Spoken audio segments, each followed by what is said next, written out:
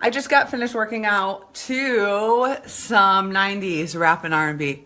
I want to hear from you guys. I want to hear what your most favorite music is to work out to. Like, I don't listen to like current stuff, so I probably won't even be able to. Probably don't even know like a lot of current stuff because I truly believe like 90s rap and R&B are the best. And they get you pumped up too. So I didn't hop on to talk about music though.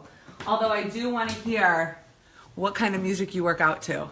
You guys want to see her? Look at how cute she is. Oh my God. But I did jump on here to share a little bit about something that I posted on my regular page today about surrounding yourself with the Eagles. Okay, so I just need to get this off my chest. I just feel like super passionate about who you surround yourself with.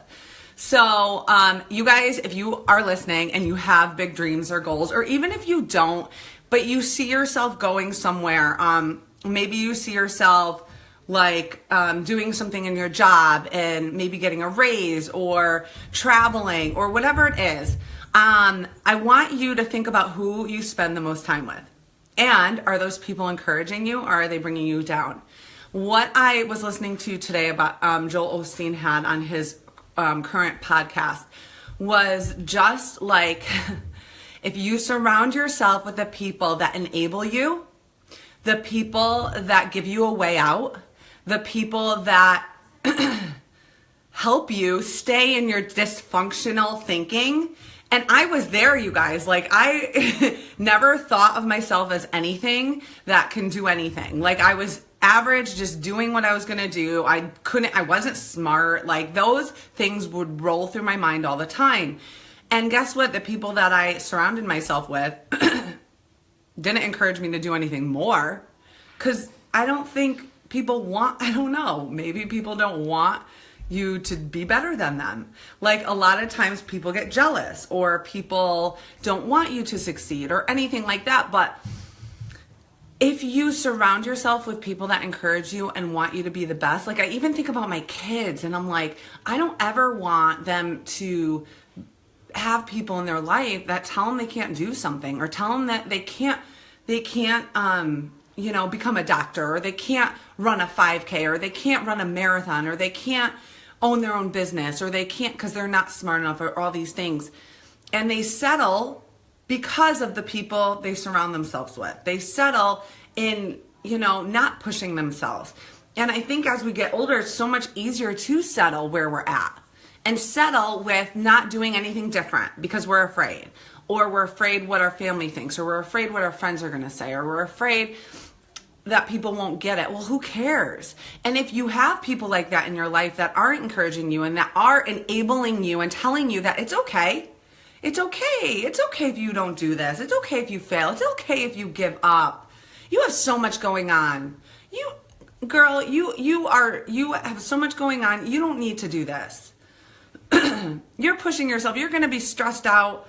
They're throwing things at you because they're enabling you. They want you to stay where you're at. What happens when you stay where you're at? You make people around you feel better, right? So I want to encourage you to stop letting those people enable you and surround yourself with people that are going to encourage you to push yourself. I have a couple friends that are at a different place than I am. They are where I attain to be. But you know what that does for me? That doesn't make me feel less than at all. It actually encourages me because I know they're normal people. They're just like me, but they're doing bigger things. So it makes me be like, okay, Tara, like, you can totally do that. And you know what they do for me? Mom. They will put me in my place. So when I'm making those excuses of, oh, I can't do that because I'm too busy. Mom. Hold on, babies. Or I can't do this because of this. Or I'm not smart enough. I'm not well spoken. I can't public speak in front of whatever. They put me in my place and say, look, you can do that, Tara. It's all in your mind, that the reasons why you can't. You're putting this, you're letting the role of your past, that movie reel, replay, and you're going to live in that. You're going to live in that. And you're going to live in the dysfunction if you keep on hanging out with the people that aren't lifting you up. And I relate it to like the people that I coach with. and the community that we're surrounded with. And one of the biggest reasons why people join our community is because of this. They may not in their life have people to uplift them, but they know that we are here to uplift them. They know that their challengers are counting on them, and know that they are uplifting people. So what that does is take you to the next level. It pushes you beyond what you think you're capable of. And luckily for me, my husband is one of those people that helps encourage me and tells me, look, why couldn't you do that? And I'll tell you, he wasn't always like that. But as he saw me grow, he knew that there was more for me. He saw like what God was bringing out in me. And I truly think like that the people that you surround, I know we grew up thinking this too. Like my mom always said to me, oh, you better watch out for the people you hang out with. They could bring you down and blah, blah, blah. It's freaking true, guys. It's so true. It's true.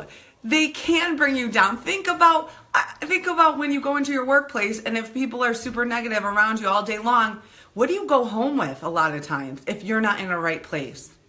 That baggage, that negativity. Think about when you go out to eat with a couple good friends that just complain about their husbands or complain about life all day, the whole time. What do you leave with? How do you feel? I mean, it's human, right? You're going to take that on yourself.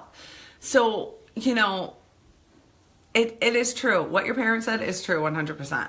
And it doesn't, I don't mean to say, oh, cut off all ties with people that are negative or cut off all ties with friends that aren't lifting you up and that are keeping you in your dysfunctional thinking. No. You can be a light in their lives, but you need to not spend most of your time with them because they will end up bringing you down. Okay. You need to also have people that uplift you. Okay. You need to spend that time, most of your time with those people, so you can be that person. You can be who you were meant to be.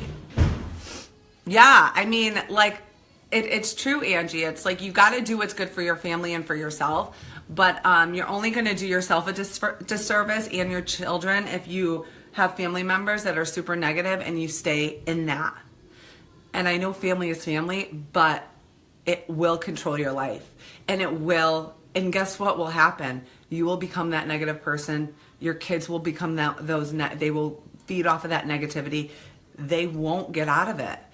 You guys won't, like, people won't get out of this mindset. So be the change for others, be the light for others, but you also need to have that encouragement in your life and don't stay where you're at. Never stay where you're at. If you're not growing, you die. It's true. If you're not growing in areas of your life, and I don't just mean one, it's not just one, it's your whole being, then you're not going to be who you were created to be. So I'll leave you guys with that. I hope you have a great day, and I'll talk to you guys soon.